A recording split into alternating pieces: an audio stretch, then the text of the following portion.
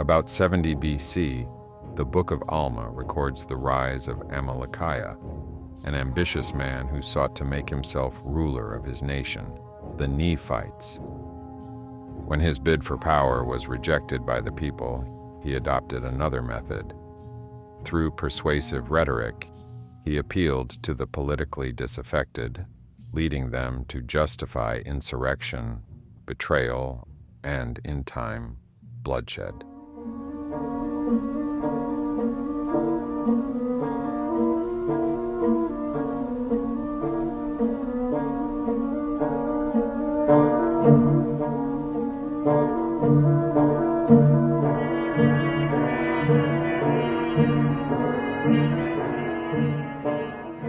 Even some within the Church of God, though bound by covenant to the promised Messiah of peace, proved receptive to Amalickiah's promises. The flattery of power, the seduction of grievance, and the assurance of victory over imagined enemies, confirming Paul's austere line that Christ may be preached even from envy and contention. Though the people had spoken by their lawful voice, some came to believe that voice did not represent them and openly rejected it. When Amalickiah's designs among the Nephites failed, he fled to the Lamanites, the Nephites' long-standing enemies. There he employed the same instruments: intrigue, deception, and violence, until he secured the Lamanites' throne, an unlikely achievement for a foreigner. From that position, he prepared a campaign against his people. Yet the Lamanites had grown weary of war, having suffered humiliating defeats. Amalickiah therefore turned to propaganda. The scriptural account tells us, as soon as Amalickiah had obtained the kingdom, he began to inspire the hearts of the Lamanites against the people of Nephi. Yea, he did appoint men to speak unto the Lamanites from their towers against the Nephites.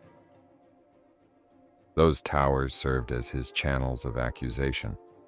From them, appointed voices repeated the same litany day after day, stirring resentment and fear.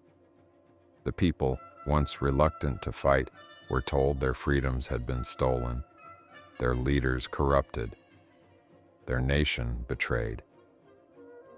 In time, they rose, not in defense of truth, but in loyalty to a lie.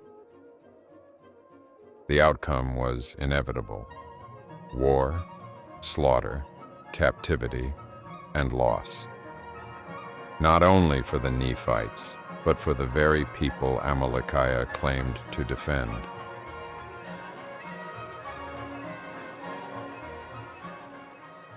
A single man, consumed by the desire to rule, cannot rise without followers willing to suspend memory, law, and conscience. Amalickiah found them among the Lamanites and even the Church of God. Their dignified delusion hardened into certainty. In this, Amalickiah merely repeated an older drama, the cosmic rebellion that began before the world was made, the one Milton immortalized when the dragon persuaded a host that it was better to reign in hell than serve in heaven.